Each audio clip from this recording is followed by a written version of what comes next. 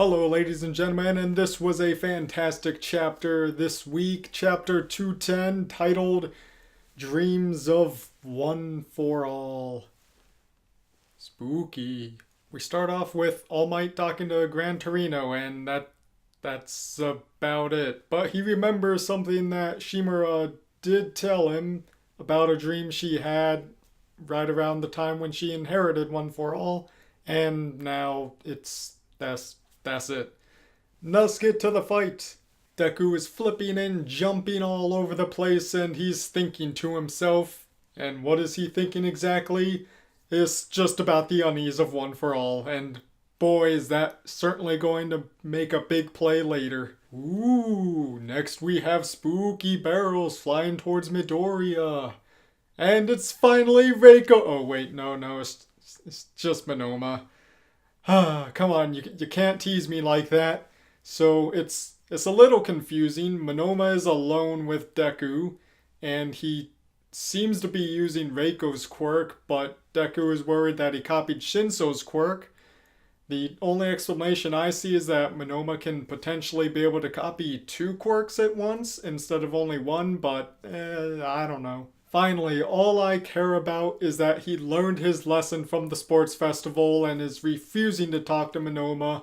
Good job, Midoriya. There was also a scream coming from Ochako later, and now Monoma is confused because he thinks that it was probably Shinso doing it because of his voice changer. And now Monoma is saying that Bakugo is the reason All Might retired, and you really shouldn't have said that, Monoma. Watch the buttons you push, my boy.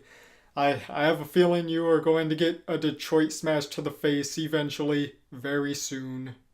A few seconds earlier, the rest of Team Midoriya is still existent. Mineta basically just confirmed that the scream was in fact Shinso and not Ochako.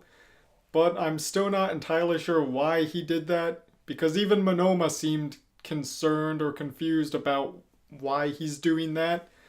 But Mina's just standing there with the real concerns, and she just really wants to see Shinso's monotonish face yell, "Kia!" because that's what he did. And yeah, that would certainly be a funny sight to see. Now we get to the action! Mineta has some weird string of balls going everywhere. Ugh.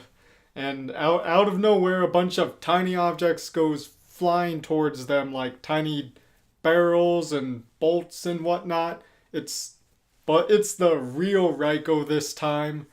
But wait, Yui just made them giant again, and Shota is accelerating their velocity of all the objects. Okay, that is a lot to take in, so thankfully we get a quick summary of everyone's quirks, so let's just peel it all back. So my poltergeist girl Reiko can basically possess a bunch of objects close to her and basically control all of them. It does say she can only move things that are as heavy as a person, so I'm just gonna guess maybe about 150 pounds. I don't really know the average weight of a Japanese person, but granted I'm only 120 pounds, so I can't be one to talk. Yui, who I could have sworn had a self-changing quirk, definitely does not have a self-changing quirk. She can change the size of anything she touches except for living things. And interesting enough, she releases the same way Ochako does by just touching her fingers together. And of course you have to yell, "Release!" Lastly, we have Shota. It says anything where there is damage, he can just boost it a second time by giving it a second impact. And it just is several times more powerful than the initial one. But there's a bunch of dots on his hand and his monocle, which I think is probably just objects around him that are relative to his location, not really too important, and maybe he activates his quirk just by looking at something. But it seems my predictions of all of these quirks were pretty much wrong. And we get back to All Might and Gran Torino. He talks about the dream Shimura had. Basically, there was a creepy silhouette dude in front of her and told her, "It's not time yet." And then Midoriya's arm explodes. Okay, there's a lot of questions, like, what the crap just happened?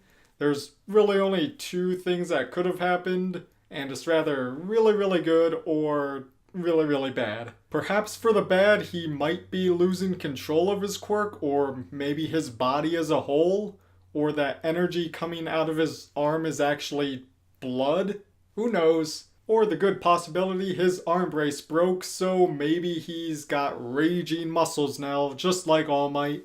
And by muscles, I mean only his right arm, because that's the only one that exploded. So Deku is rather going to pass out or get a major power boost, or alternatively, he'll just turn into the Charger from Left 4 Dead. Whatever the case, things don't look that great. All Might did mention Shinso has an important part in unlocking the visions or something. I don't know, so maybe Deku might purposely get brainwashed. But as far as the fight goes, Class B seems to have the advantage. But then again, they seem to have the advantage in every single fight. And then Class A pulls something out of their butts. But I feel like something big is certainly going to happen in like the very first panel of the next chapter. One more thing before we end here. It turns out the Gigamochi guy was the same giant dude in the flashback with Kirishima and Mina. I think there was a cover story involving him, but I didn't really start reading the manga until halfway through the provisional license exam arc, so I wouldn't know exactly. But cool, he seems like a strong dude, so yeah. That's going to do it for this episode review. There's no break next week, surprisingly, but I'm sure there probably will be the following week. Horikoshi hasn't taken a break for quite a while now. He deserves one for pulling out all this hype. But what do you think of Midoriya's arm exploding? Do you think it's going to be good or bad? Let me know. And as always, I will see you in the next one. Goodbye, ladies and gentlemen. Kia!